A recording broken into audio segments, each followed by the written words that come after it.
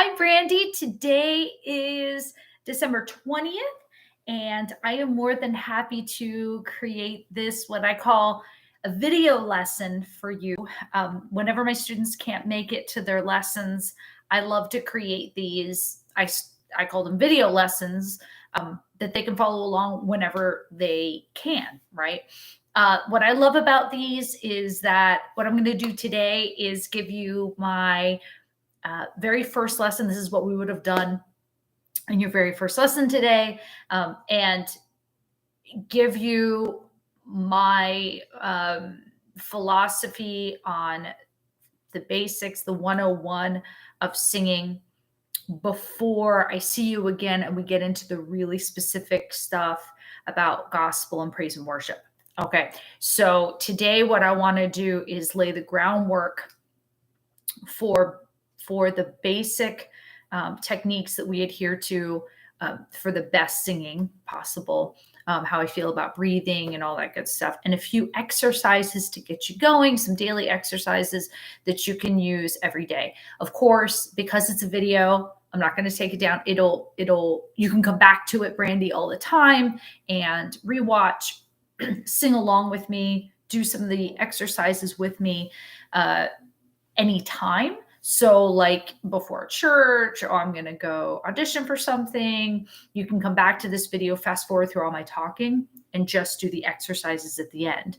That's ideally how I'd like my students to use these. So not just informationally, but to come back if I have exercises and do them whenever you need, even if it's on a daily basis, that would be great. So first of all, let's talk about breathing, right? I know that you've heard about the importance of breathing in singing. You've been singing for a while already. I know you've never taken lessons, but you have been singing for a long time. So that means you're not a beginner. This is just your first lesson. So breathing for singing, I actually want you to think of as being a very natural thing. Okay. A lot is made of it, and it is a little bit different from just breathing day to day.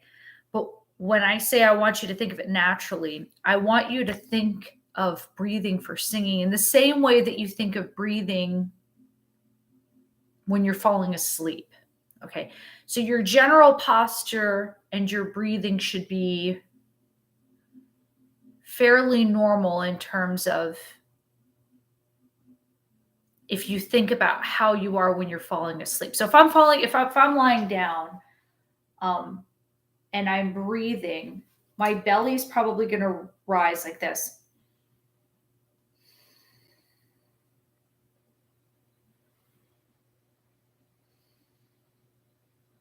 Notice my shoulders aren't moving. My arms aren't really like shifting, right? My chest, my upper chest isn't like rising or anything like that. Really, it's my belly. Okay. Now, I'm not pushing my belly out, right? It's just like when you're falling asleep, you're not like pushing your belly out to breathe, right? You're just kind of breathing in. Your lungs are filling up with air. And then your diaphragm, Brandy, which is just a single sheet of muscle. It's like it's one of the few things in your body. It might be the only thing in your body that's just one thing. It's not like split into two, like you have two arms, two legs. The diaphragm's just like one. It's like a sheet of muscle that goes under your lungs. And then when your lungs and your diaphragm together work in terms of breathing. Okay. So when I breathe in, the diaphragm comes down like this, it flattens as your lungs fill up with air and get bigger. And then the diaphragm does this when you breathe out.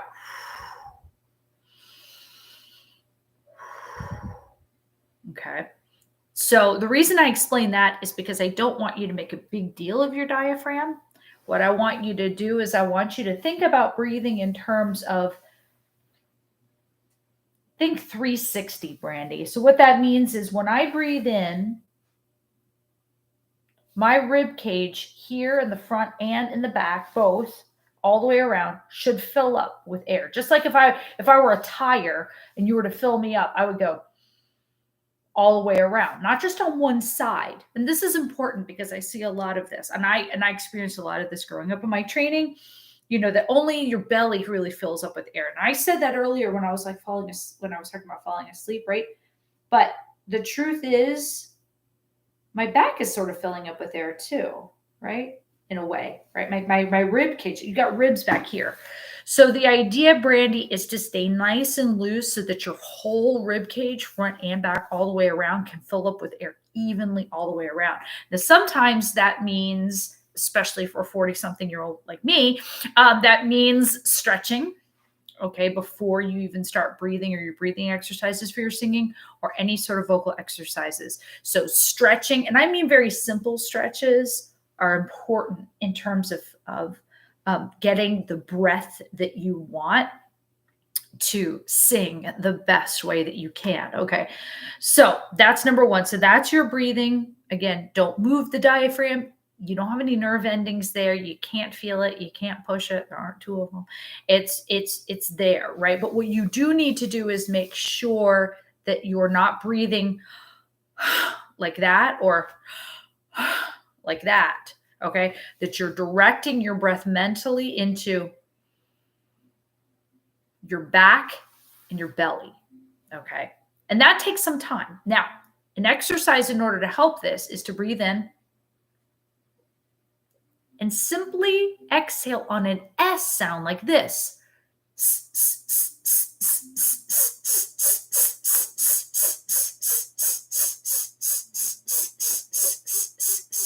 For as long as you can. Okay, now another exercise is just to do it on one long S. You can do that too. If that first one's too hard, you can go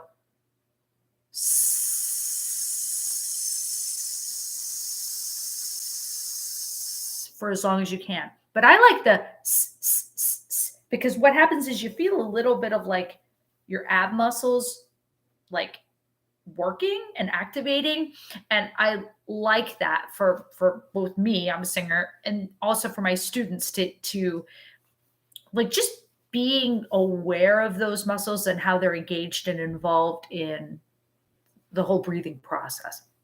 I think that's important. Now, singing in general, the first thing I want you to do when you warm up, this is great for first thing in the morning. It's also great just for when, just on days when you're just not feeling 100%, is to hum, Brandy. So normally when we hum, we go, that sounds kind of being sent toward my nose.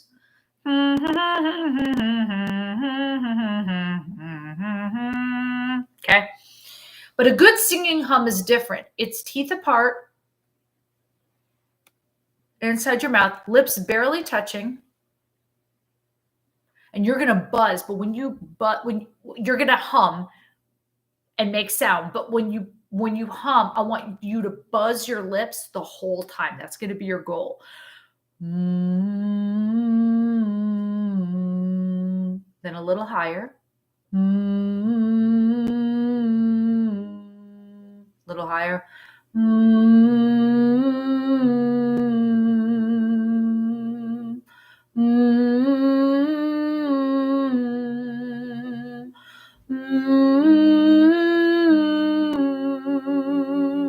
You're just humming right along with me.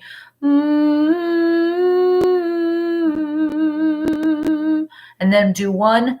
I know it's very silly. Go from your high note to your low note. So like one of your lowest notes. Very, very good.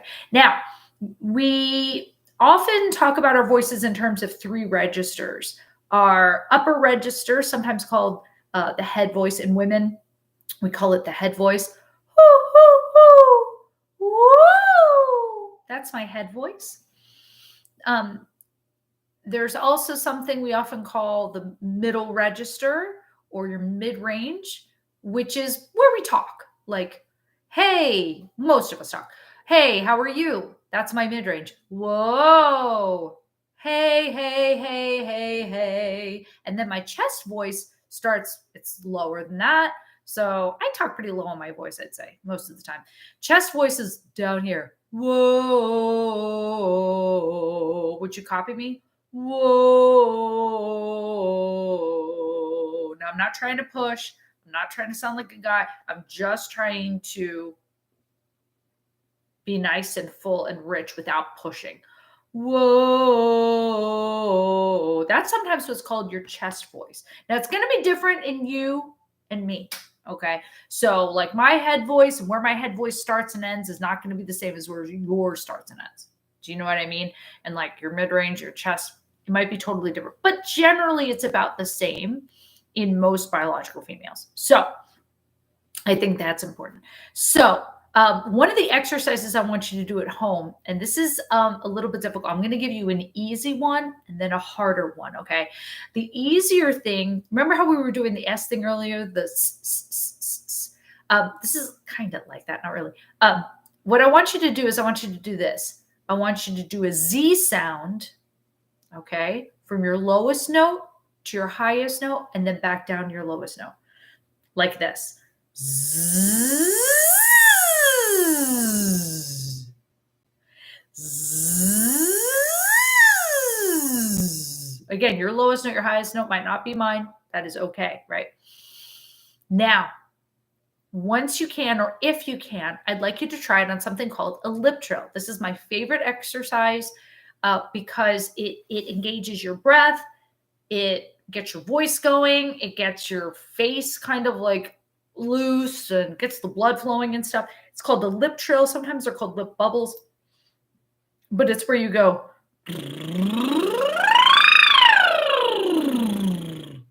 Like when you're a little kid and you just like made silly sounds with your lips. That's all it is.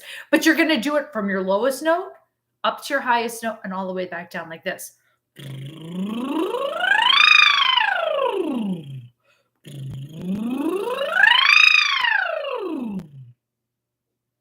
Okay, that is an excellent exercise. Now, the other way that I want you to use that lip trill is to use it. Let's say, Brandy, you have a song, or let's say probably a part of a song that's like tough. Okay, it's just difficult. It's weird to get. I don't know, maybe a crack sometimes on it. You want to feel a little more secure on it. I recommend lip trilling that part. So you're going to take that section and go, I don't know, like, I'm trying to think of a good worship song,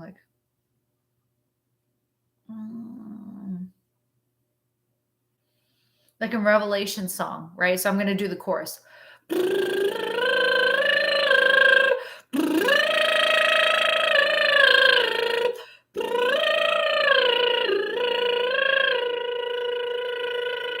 So if I found that chorus difficult, or I just wanted to practice it and get it really solid, I'm going to do it on that lip trill. Why? Because when I do the lip trill, I know that there's constant breath flowing. Otherwise, the lip trill wouldn't work. What I mean is, if your breath is not good, if your breath energy stinks, you're going to get this, right? Like a car that doesn't have any gasoline in it. You could start it maybe, right? If your tank is on E, you might be able to start it, but it's not really going to, it's going to sputter, right?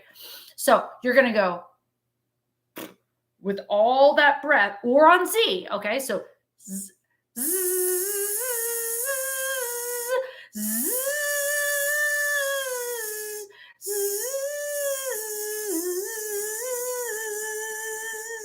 does that make sense? So now I've got all this breath engagement, all this breath energy, plus you're actually exercising your voice and getting all those notes going. So I hope these exercises are helpful. This little crash course. Please get in touch with me and let's get you on the schedule again, just so we can get a virtual lesson in. I'd love to meet you and talk about any challenges you have and just improving your voice and getting to know you. I'd love to discuss all that with you. Just send me an email or text and we'll look at my schedule, go from there. Thanks, Brandy.